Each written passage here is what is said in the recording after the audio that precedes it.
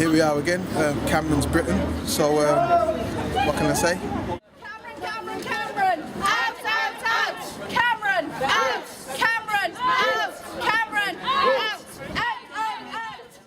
Erdington's one of the poorest constituencies in Britain, with very high youth unemployment. The Connections Office behind me has for 20 years given outstanding service to the young people of Erdington. It's been a lifeline for them, helping them back into work or to training. At the worst possible time, when there are thousands of young people who face a bleak new year, it's absolutely wrong that the Connections Office is being closed.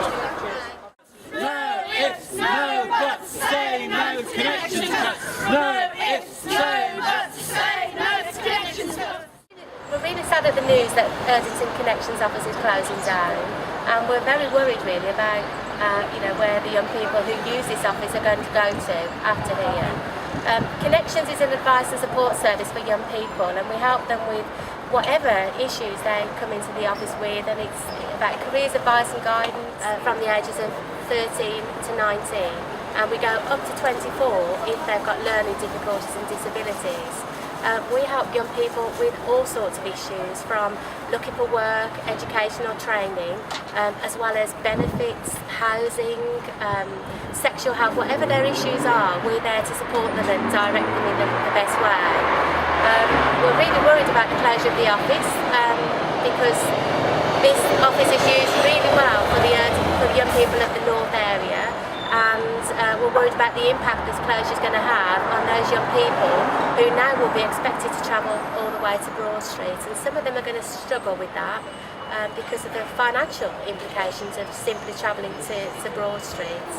I'm glad to say though our local managers have done some fantastic work in setting up some local outreach centres for us to continue the work that we do in this local area, and we've actually got leaflets being printed as we speak, really, that are being sent out to all the young people in the north area of the city, so that they know that they can still access connection support locally in the Erdington area.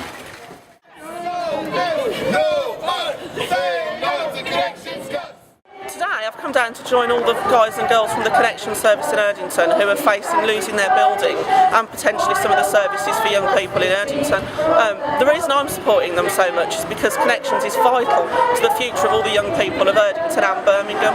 Without them, the gap between those well off and those least well off is only going to get bigger, because those kids who fall out of school at 16 with no options aren't going to have any services to advise them, as well as all the career service work they do in the schools. If this centre closes down and we lose the advisors, we're facing a whole new generation of kids who are just going to be thrown on the scrap heap.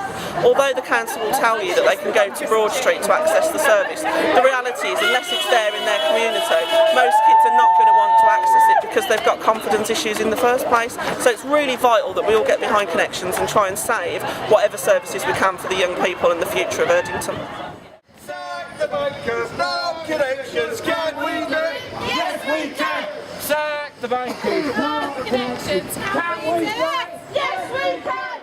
My name's Mark McKenzie, local Labour campaigner. I'm here today to support Connections. It's a very, very good youth service, and without it, our youths are going to be, without a good service.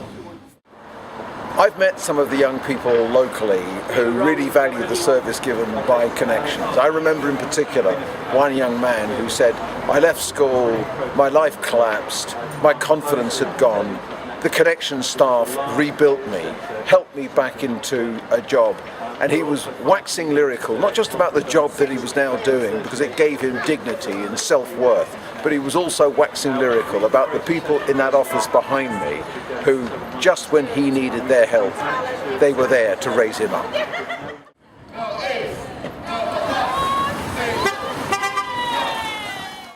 My name's John Griffin. I'm the Unison convener for Connections in Birmingham.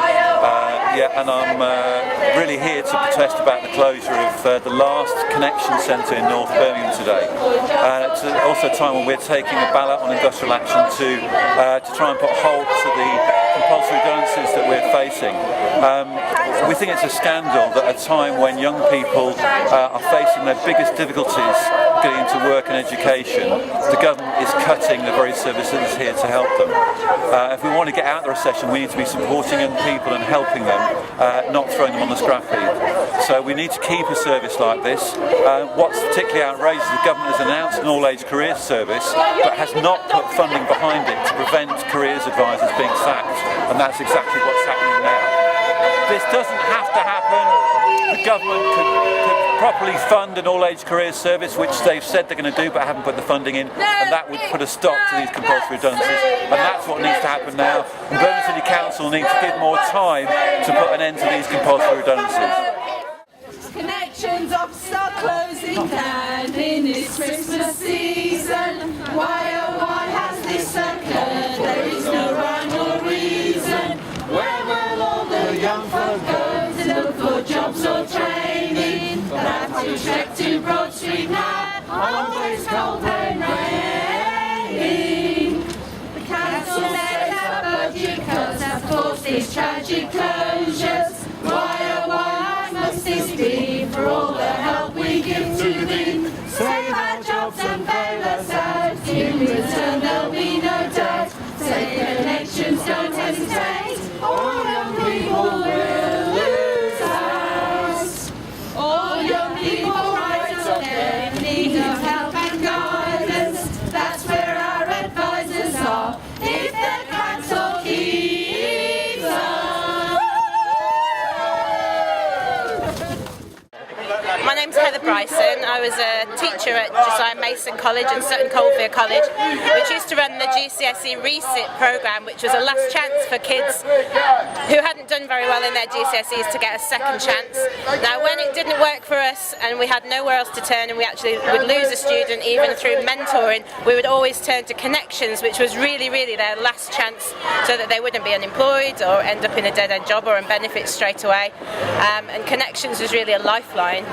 I think it's absolutely disgusting that you're going to be closing Connections, which is really a lifeline for all these kids. It's not going to save the country any money in the long run because there's going to be more people on benefits. That's fraudulent. And no, it's really upsetting and quite distressing, really. No buts. Say no to Connections cuts.